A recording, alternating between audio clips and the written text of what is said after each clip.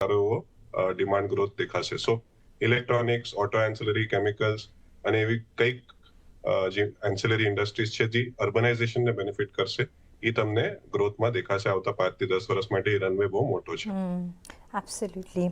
અને જે તમે કહ્યું કે આપણે મુંબઈમાં તો ઓલવેઝ ગરમી હોય છે, પણ અત્યારના ફ્યુ ડેઝ આપણને સારા મળી રહ્યા છે કમ્પેર ટુ આપણે જે હમણાં ગરમીમાં આપણે રહેતા હોઈએ છીએ, તો આપણા માટે આ મે બી વિન્ટર કહેવાય. પણ હેવિંગ સેડ દેટ, બીજો જે એક એરિયા છે ચિંતનભાઈ, એ છે અફોર્ડેબલ, અને એ પણ એનર્જી પેકમાં આપણે જો વાત કરીએ તો, અથવા તો રિલાયબલ રિન્યુએબલ પાવરની જો આપણે વાત કરીએ ત્યારે, કારણ કે અહીંયા પાવર માટે આપણે ઘણું બધું ઇકોસિસ્ટમ બિલ્ડઅપ થતાં જોઈ રહ્યા છે. કઈ રીતના તમે જુઓ છો કે બજેટમાં આને પર એક ટેકલ કરશે, બિકોઝ આ એક નીડ ઓફ ધ આવર પણ છે. સો રિન્યુએબલ એનર્જીમાં અગર આપણે જોઈએ તો પેલા વિન્ડ એનર્જી ઉપર ફોકસ હતો ગવર્મેન્ટનો 2014 પહેલા. 2014 પછી સોલાર એનર્જી પર ફોકસ આવ્યો. આજે ઓલરેડી ઇન્ડિયામાં સોલાર કેપેસિટી છે મારા ખ્યાલથી 150 ગીગાવોટની ઉપર છે. જેટલી પણ સ્કીમ્સ, ALMM સ્કીમ્સ વગેરેથી બેનિફિટ આપ્યો છે સોલાર મોડ્યુલ મેન્યુફેક્ચરર્સને, એના કારણે બહુ મોટી કેપેસિટી ડોમેસ્ટિકમાં ક્રિએટ થઈ છે. ઇનફેક્ટ ઓવર કેપેસિટી થઈ ગઈ છે. હવે ઇન્ડિયામાં મોડ્યુલ મેન્યુફેક્ચરિંગની કેપેસિટી મોટી છે, પણ ડિમાન્ડ એટલો સ્ટ્રોંગ નથી. હેવિંગ સેડ દેટ, અગર આપણે આજે જોઈએ ઇન્ડિયામાં 500 ગીગાવોટની કેપેસિટી છે ઇલેક્ટ્રિસિટીની, જે આપણી કેપેસિટી ક્રિએશન છે.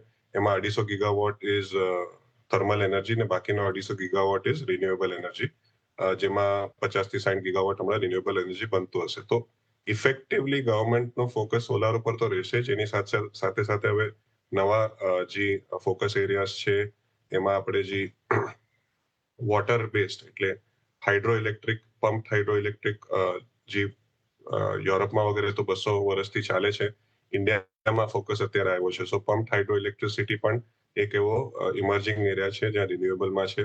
બાકી biofuel, biogas is also something which રિન્યુએબલમાં વધશે, પણ કોર રિન્યુએબલમાં ફોકસ અત્યારે સોલાર જ રહેશે એવું લાગે છે. અને ઇન્ડિયામાં કેપેસિટી ઘણી એવી બની ગઈ છે, અને ગયા વર્ષે પાવરની કિલ્લત એટલી મોટી નથી. ઇનફેક્ટ પાવર સરપ્લસ ઇન્ડિયામાં હતું. તો એટલે આગળ આપણે બહુ બધો પાવર જોશે એમાં ડાઉટ નથી, પણ ઓલરેડી કેપેસિટીઝ ઇન પ્લેસ છે for a reasonable good renewable power growth. સાથે જે પણ તમે એક્સપેક્ટેશન અત્યાર સુધી આપણે વાતચીત કરી શોમાં, from that point of view તમે કોઈ નિવેશ કરી રહ્યા છો budget point of view, or May B the growth orientation point of view, કયા સેક્ટર્સમાં તમે નજર રાખી રહ્યા છો અત્યારના જો નિવેશ કરવો હોય તો? તો બજેટના રીતે તો નિવેશ કરવું બહુ શોર્ટ ટર્મ નિવેશ થઈ જશે, પણ અગર આપણે છેલ્લા 1 વર્ષ 1.5 વર્ષમાં જોઈએ તો oil and gas as a sector, કેમ કે જે બધા કોમોડિટીઝની આપણે વાત કરીએ આંતરરાષ્ટ્રીય બજારમાં, બધા ઇમર્જિંગ માર્કેટ્સની પણ વાત કરીએ, ડેવલપ માર્કેટ્સની પણ વાત કરીએ, તો બધે જ તેજી આવી ચૂકી છે. ખાલી ક્રૂડ ઓઇલ એક એવો ક્ષેત્ર છે જ્યાં તેજી નથી આવી. એના કારણે જેટલા oil and gas related stocks હતા એ પણ ભારતમાં સસ્તા થઈ ગયા છે. તો ઓઇલ એન્ડ ગેસ એક ડેફિનેટલી એઝ અ સેક્ટર ઉભરીને આવે છે.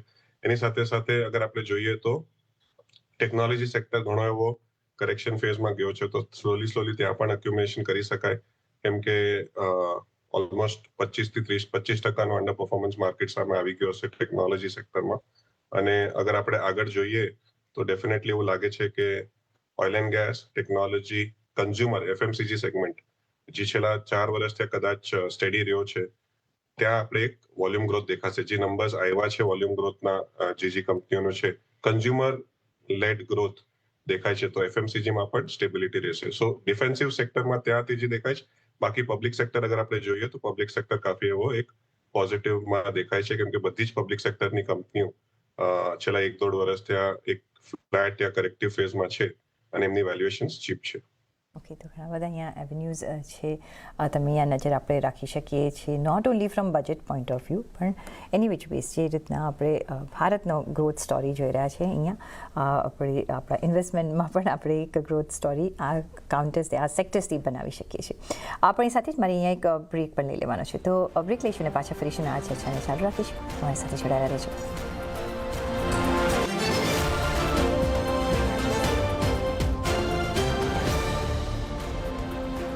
AU करंट अकाउंट के साथ मिलता है free UPI QR overdraft facility और एक ही ऐप से बैंक के सारे काम। AU सोच बदलो और बैंक भी। standard with Amul Gold. बनाओ गोल्ड स्टैंडर्ड वाला मिल्क केक और just enjoy a glass full. Blend करो स्ट्रॉबेरी का milk shake, make it gold standard with Amul gold. घी में लाओ गोल्डन रिचनेस और दही में पूरी प्योरिटी। चाय बनाओ या coffee, make it gold standard with Amul gold. Shahi paneer या स्मूदीज, रिच खीर या हो dal makhani, make it gold standard with Amul gold. Amul दूध पीता है इंडिया। नया इंटीमा प्योर केक में है ग्राफीन वाला लैमिनेशन, टफेस्ट रेन, धूल और धूप से टफेस्ट प्रोटेक्शन।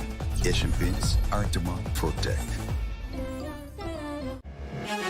CNBC બજાર ભારતના ફાઇનાન્શિયલ માર્કેટ્સની હલચલ પર રાખી રહ્યું છે પલ નજર.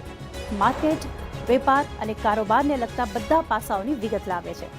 અમારી એક્સપર્ટ સલાહ બિઝનેસ સ્ટોરી સમજાવીને નિર્ણય લેવામાં ગાઈડ કરે છે. અહીંયા છે ભારતીય ફાઇનાન્શિયલ માર્કેટનો સૌથી ભરોસાપાત્ર અવાજ. અમારી સાથે જોડાઓ દરરોજ લાઈવ. રૂઆમાં પ્રેઝન્ટ્સ CNBC બજાર માર્કેટ સેન્ટર, જ્યાં વેલ્થ ક્રિએશનની થાય છે શરૂઆત સારા વિચારની સાથે.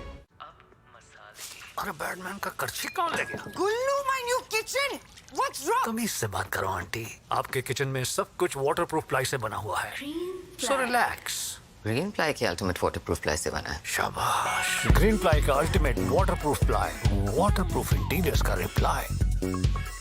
આ બજેટ છે ખાસ જે રાખશે વિકસિત ભારતનો રોડમેપ. ઇન્ફ્રાસ્ટ્રક્ચર અને મેન્યુફેક્ચરિંગમાં થઈ રહ્યો છે ગ્રોથ.